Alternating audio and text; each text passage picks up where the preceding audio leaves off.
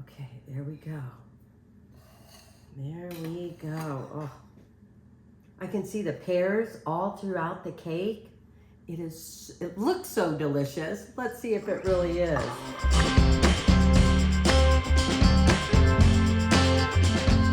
Hey, hi everyone. I'm Amy Roloff, and I'm in my little kitchen. I'm gonna throw that over there.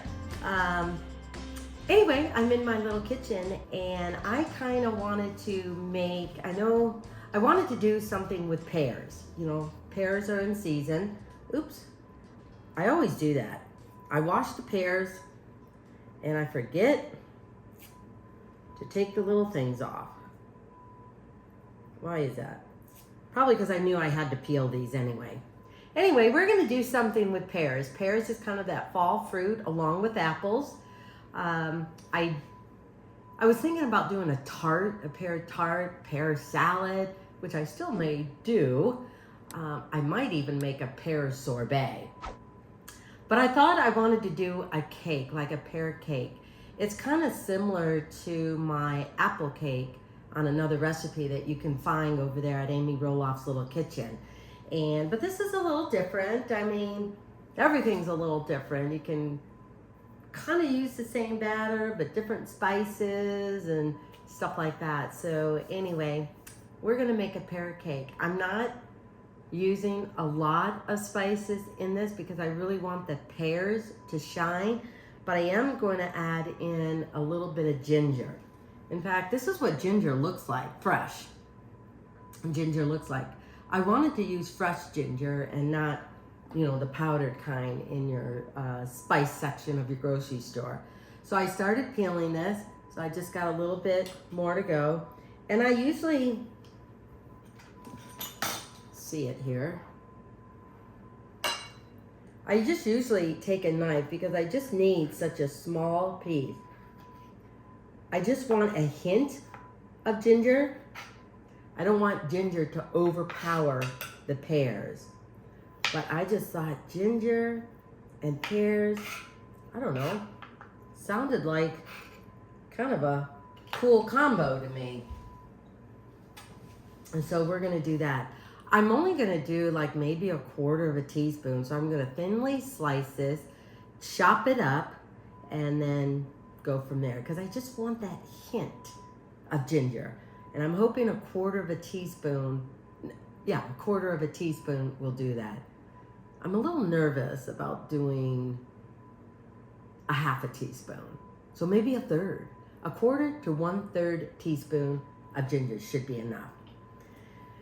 These pears look big. Sometimes when I've gone and you picked pears, they're a little bit smaller. Why? I don't know, but they have a tendency to be a little bit smaller. I did get these at the farmer's market. And I think one of these actually came from the grocery store since they had in fact, all of them did, tell you the truth, because I took the tag off of them. But at the farmer's market, they have a tendency to be a little bit smaller. And so I'm doing 3 pears. If the pears are on a smaller size, I would definitely go with 4. But I'll see what my batter looks like once I fold in the pears, whether I want another pair or 3.5 pairs, whatever. 2 eggs, room temperature. I have 2 1/4 cups of flour. I have 3 teaspoons of baking powder, 1/2 cup of butter. I use salted butter. If you don't use salted butter, then maybe increase your salt to maybe a half a teaspoon to 3/4 of a teaspoon. And I have 1 1/4 cups of sugar. I'm trying to memorize this because I tell you guys, I need glasses to read, but I'm hoping I don't need glasses to do this. But one of these days, I might actually have to wear glasses when I cook. So this is 1 1/4 cup of sugar. Oh yeah, and then to create that flavor with a little bit of tang and not creaminess, but more tender cake, I'm using half a cup of yogurt. All I have is Greek yogurt, so I only use half a cup of Greek yogurt, whole milk, and then a half a cup of sour cream. So I'm hoping that will balance that out a little bit, but still give that richness, that really good texture to your cake. And I'm doing a little bit of vanilla. So let's get going. I think I've got everything, I hope. Oh yeah, and then we're gonna dust it with powdered sugar once it's done cooking. And the one thing I thought would be kind of neat too is I'm going to use slivered almonds. Just to sprinkle a little bit on top of the cake, just to give it that little bit of crunch. And then to serve this, maybe a nice whipped cream. And you can just do just a hint of ginger in that if you want. Or just let the cake shine with the pear and the hint of ginger and just have regular, without any flavors to it, whipped cream. So anyway, let's get going and let's make a pear ginger cake. Okay, I have my almonds ready here, and I'm using a spring foam pan. I have this size, and then I have a really small size, because I was thinking I really like cheesecake, and I'd make just a little itty bitty cheesecake for Chris and I, instead of making this whole big cheesecake. But I would probably prefer a little bit smaller size spring form pan than this, but I think this will do. I think this is your typical regular kind, maybe 10 and a half. It could be almost 12. I'd definitely go with 10 and a half, maybe 9 and a half. The one I have in my pantry is like 6 and a half. So anyway, we're gonna see if this one works. I did spray this with, like cooking spray. And for the first time, I'm trying a parchment paper on the bottom of this. I know a lot of other cooks and chefs do that. For some reason, I never did, and I'm not sure why, but I'm trying it here because I really wanted the cake not to sit on the bottom of the pan here, but hopefully to slide this off, peel this away, and really put it on a nice little cake pedestal. I'm not sure did I say a half a cup of butter? So this is 1 stick of melted butter, room temperature. Because if not, then it might, if it's not fully room temperature, like your eggs, then it might congratulate. Oh my God. You know what I mean. You could get little pieces of egg because the butter's too hot, the eggs are room temperature, and it doesn't quite mix. So anyway, let's get going. We're gonna dump in the sugar, 1 1/4 cup of sugar. And then we're gonna put in our egg mixture. And like I said, all the ingredients, I really try and get as much out of the bowl as possible.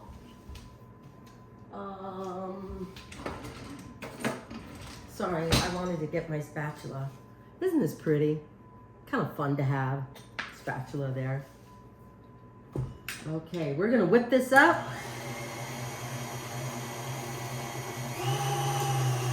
Till it's all nice and fluffy.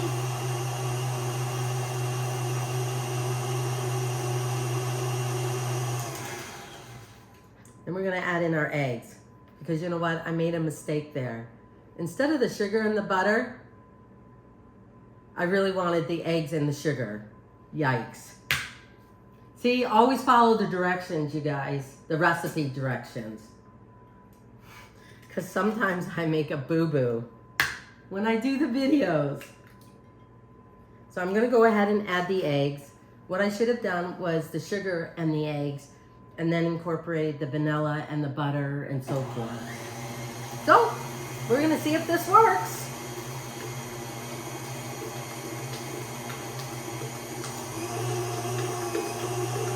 I really want this nice and fluffy.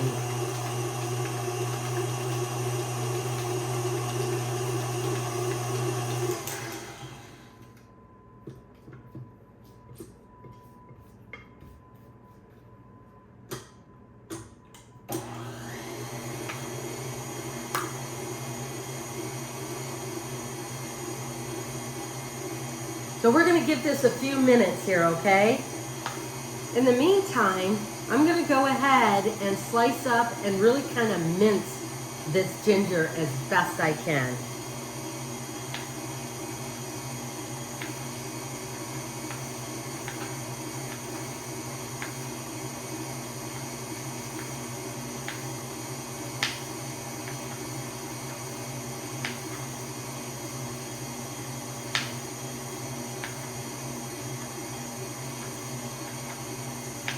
I think I'm gonna have to get another knife to kind of mince it.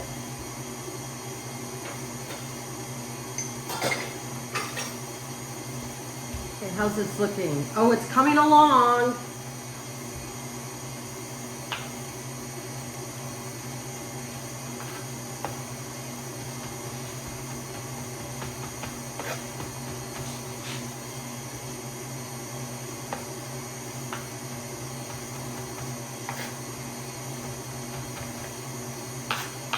Kind of almost making a custard, the way it looks.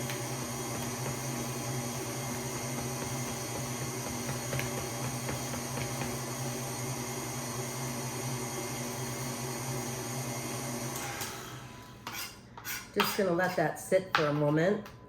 I'm gonna try and mince this up as best I can.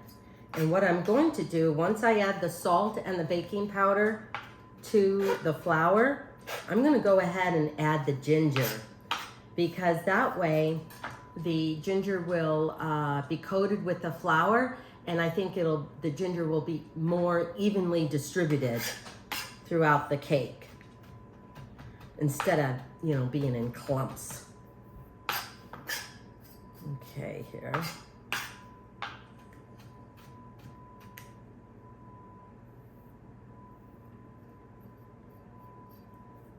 I don't want the ginger sticking to my fingers, you guys.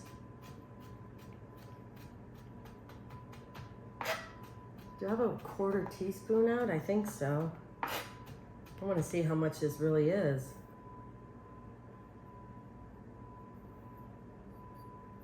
Okay. Here's about a 1/4 teaspoon. Okay, maybe we'll do a little bit more. How about a heaping 1/4 teaspoon? I'm not sure about a half. I'm gonna save this for something else. This will go good. This will go great, this leftover ginger.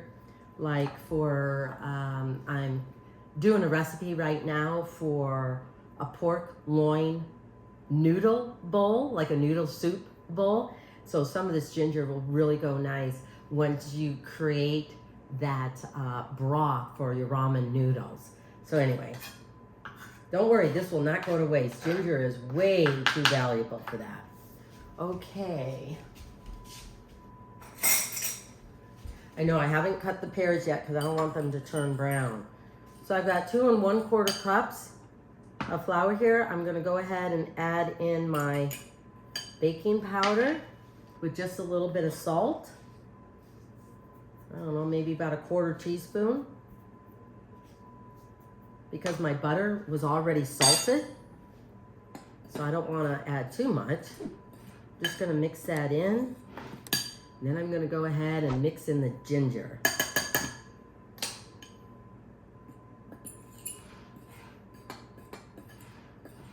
Like I said, I'm hoping that a 1/4 teaspoon will be enough. I just want a hint of ginger. This is not ginger cake.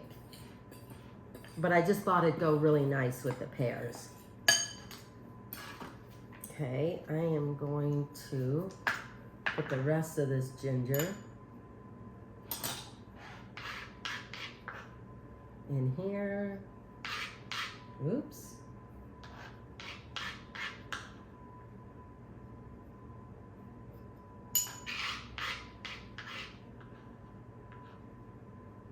There we go. Okay, there we go.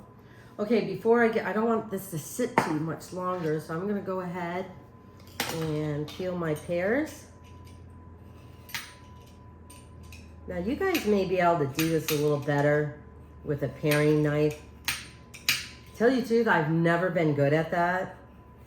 I just find that my fingers and my hand weren't big enough. My fingers were too short, and I don't know, I just never found a way to really do that well enough.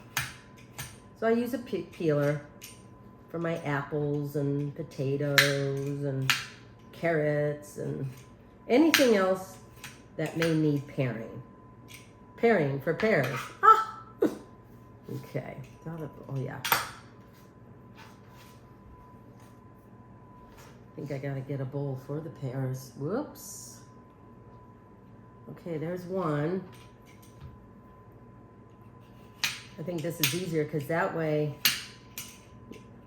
before I cut it in half, now I have the stem to hold on to, and I'm not going to worry about that little bruised part because this whole pear is delicious.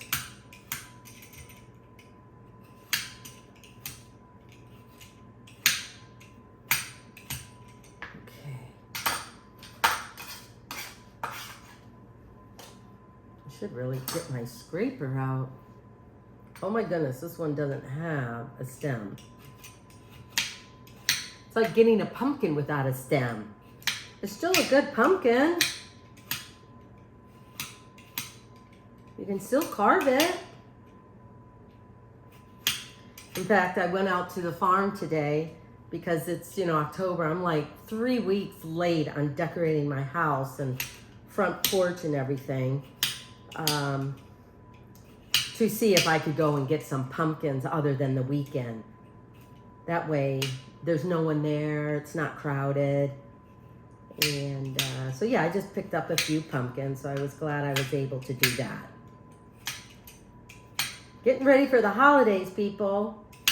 And maybe I'll send you guys, or post some pictures on my social media. My decorations is for like the fall season, not necessarily Halloween.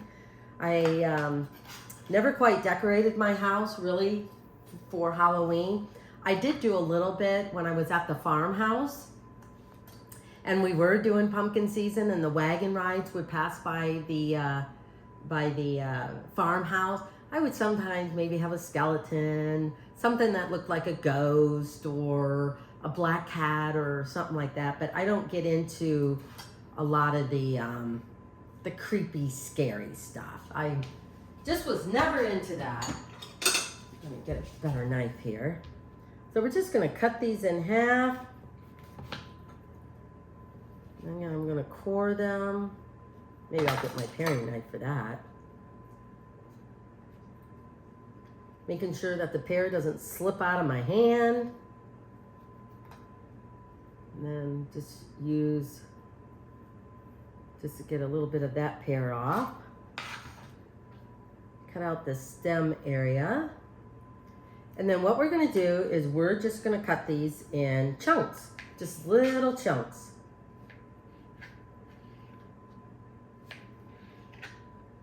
So cut them in quarters, each half maybe in thirds or quarter, depending. Like I didn't really cut this equally. So we're just going to just slice them a little bit. If you find some pieces that are a little bit big, just cut it smaller.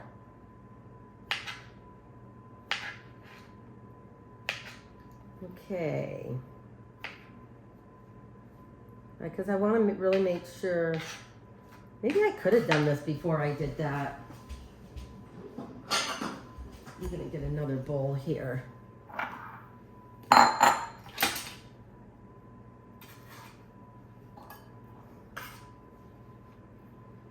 Okay.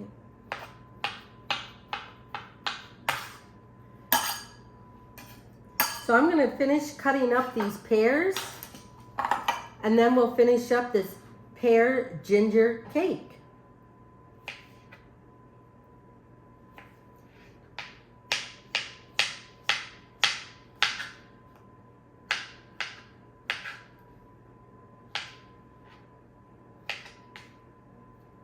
Okay.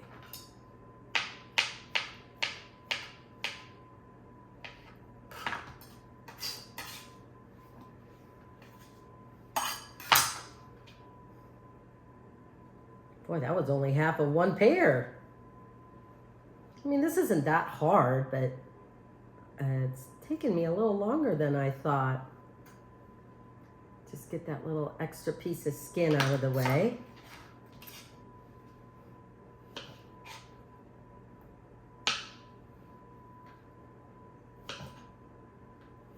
There we go.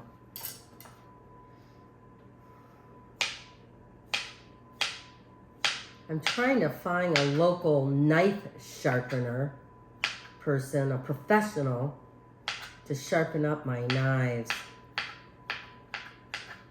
I did buy, one of the, you can buy those knife sharpeners here at their store. I just never think they do quite as well as a professional person. That, or maybe I'm doing it wrong. I don't know. Okay, I've got 2 more pears to go. I'll be back. Oops, I thought I had all my pears done. I'll do one more here. This is gonna be stuffed with fresh pears. I cannot wait to bake this. One thing I like about this cake is that it kind of reminds me of a tea cake. It's kind of simple without all the frosting and the more elaborate cakes and everything, and it's probably why I like it. So I'm really hoping that this will turn out.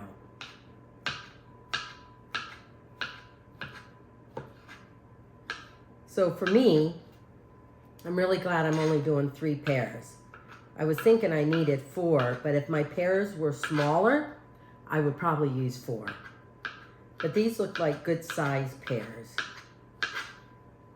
Because of pumpkin season, I really haven't been able to make it to the last few days of the farmer's market, which is chock full of gourds, all the different kinds of squashes and stuff, and pears and apples. And I think earlier in the summer it was those fresh figs or Italian plums that remind me of figs. About plums and all of that other stuff. So anyway, because I know the plum trees, the Italian plums that we had on the farm, seem to come in later than July or something. They usually came in like late August or early September, and sometimes I could still get them right now. So anyway, I think we're done here. I've got this going.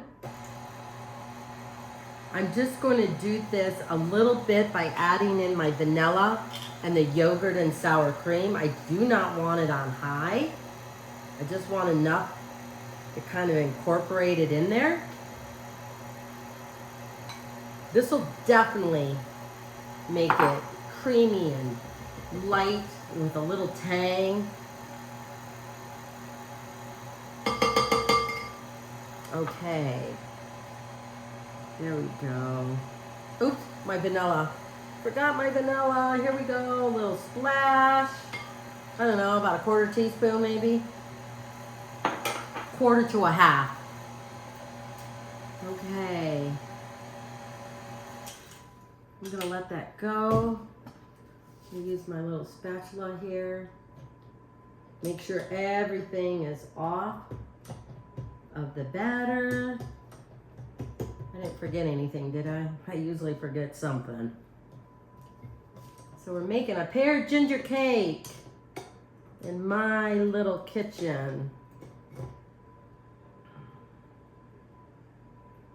Tell you the truth, if I'm working during the day, writing up the recipes and everything, and I start a recipe in the evening, I've got to realize that I don't work as well into the evening and night making the recipes. So I'm hoping my last recipes, I look alive.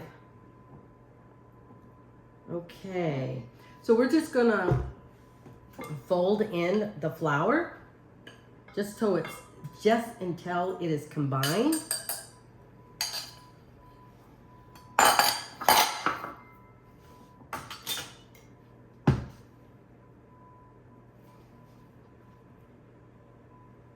Because you don't want to over mix the cake.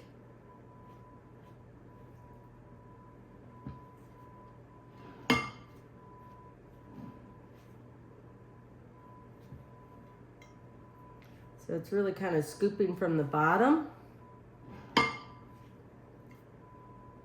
and just bringing it up on top so the bottom and the top get incorporated. I know it will feel a little stiff, but that's okay because it's all going to be good. Okay, then look at all these pears. It's almost as much as the batter. Okay, let's hope this works, you guys.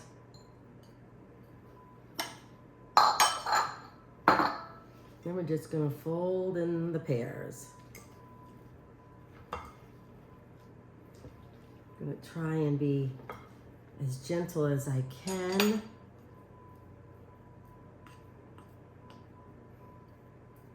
I almost feel like I need to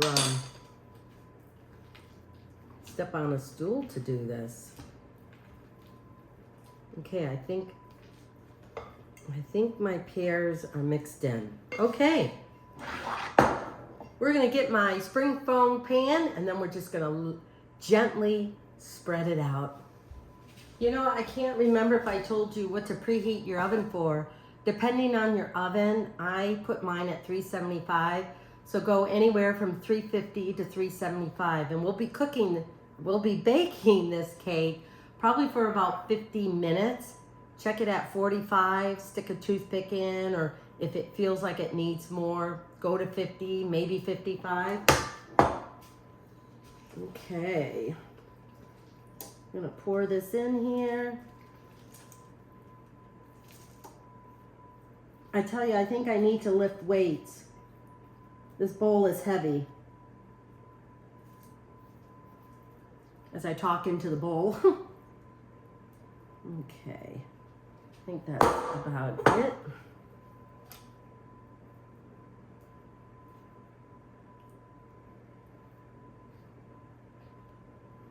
Okay, there we go. And I'm just gonna gently spread it out so I kind of have an even balanced cake.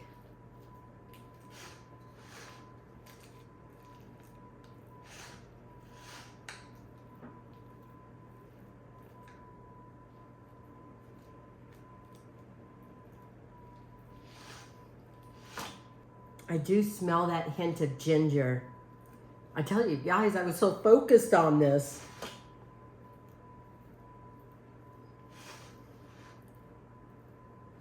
Now, if you find that your cake is getting brown on top faster than it taking the time to bake, just lightly put a foil over the top and that'll prevent it.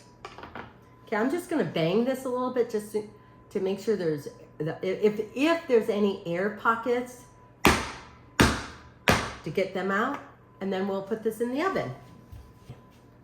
Here we go. This is what it looks like. Pear ginger cake. So I'll see you guys back here at about 50 minutes or so.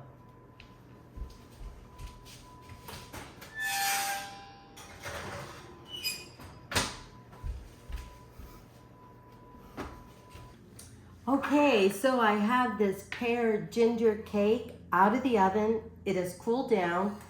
But the one thing I forgot to tell you guys before I put the cake in the oven is that I did just garnish it with slivered or sliced almonds before I baked it. So if you don't want the almonds on top of it, you know, you obviously don't need to do that. So anyway, it's all done, and what I'm going to do now is just sprinkle a little bit of confection sugar over this. But the thing I was thinking is that I do have this ginger, and there's just such a slight hint of ginger in this that I was thinking about using a little bit of this ginger all minced up and kind of mixing it in with the confection sugar. Boy, What is it with my words sometimes? I just don't understand. It'll still be a slight hint of ginger, and I don't think it'll be a problem. It's just that I sliced up too much ginger, and I thought, well, why not continue to use it in the cake? So I'm just gonna I'm not gonna overpower it with this. Maybe I should have done it with the spoon and just tapped it.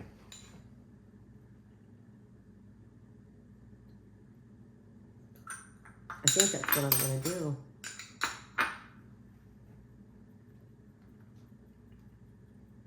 It was too hard with the fork. And so there we are. I think this is a nice, elegant cake, but it can also be served simply with a cup of coffee in the morning, or that, I don't know, after lunch or mid-afternoon snack, or definitely for dessert. So I hope you give this pear ginger cake a try and let me know what you think. So you can find this recipe and all of the other recipes over at amyroloffslittlekitchen.com or on my YouTube channel, and I would love it if you guys subscribe to it. So I'm heading on over to Jaron Audge's house right now to watch my grandkids, but come on, I gotta have a little taste of this.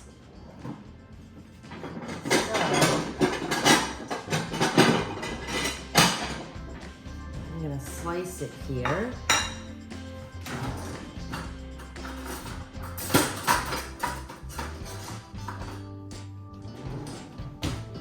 Just gonna do a little piece.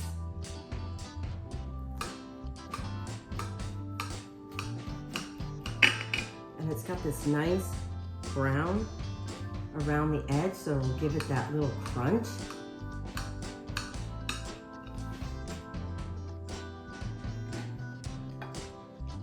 Okay, there we go. There we go. Oh. I can see the pears all throughout the cake. It looks so delicious. Let's see if it really is. I'm just gonna use this fork that I used to sprinkle.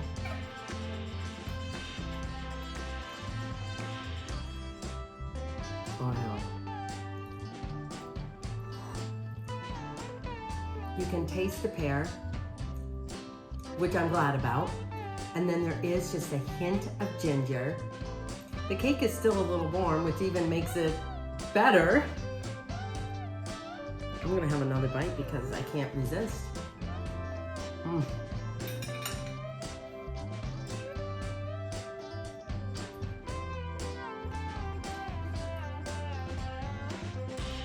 you have that nice crunch from the almonds, but like I said, it's okay without the almonds as well, because you still have this nice little bit of brown crusty from the sugar in the cake.